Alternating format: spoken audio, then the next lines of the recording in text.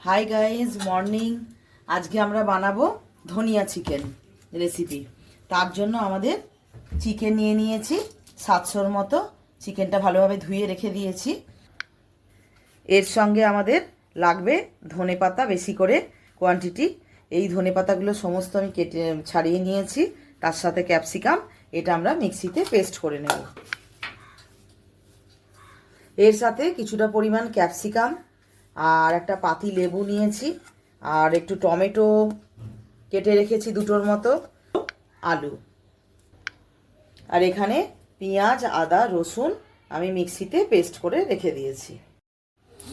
এবারে আমি ধনিয়া চিকেন বানানোর জন্য চিকেনটাকে ম্যারিনেট করে নেব। তার জন্য আমি এখানে আদা, রসুন, পেঁয়াজ বাটা অ্যাড করছি। এর মধ্যে অ্যাড করব অল্প করে 1 চামচের মতো সাদা তেল। এর মধ্যে আমি পাতি লেবুর রস একটু অ্যাড করব।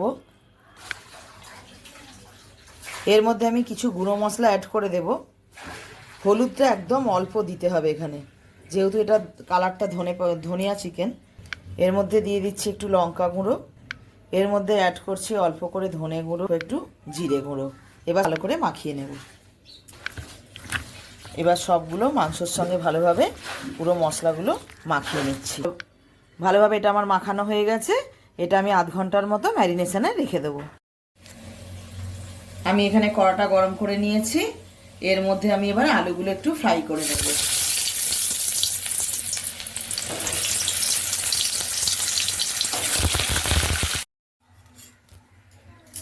এবার আমি কড়াই তেল দিয়ে, সর্ষের তেল দিয়েছি 3 চামচের মতো, দিয়ে এটা আমি তেলটা গরম করে নিচ্ছি।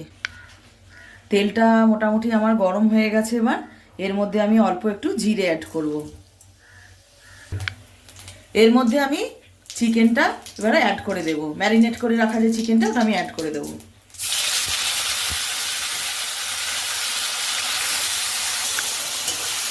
চিকেনটা আমি ভালো করে তেলের সঙ্গে পুরোটা মিশিয়ে নিচ্ছি। আমি কেটে রাখা টমেটো অ্যাড করব।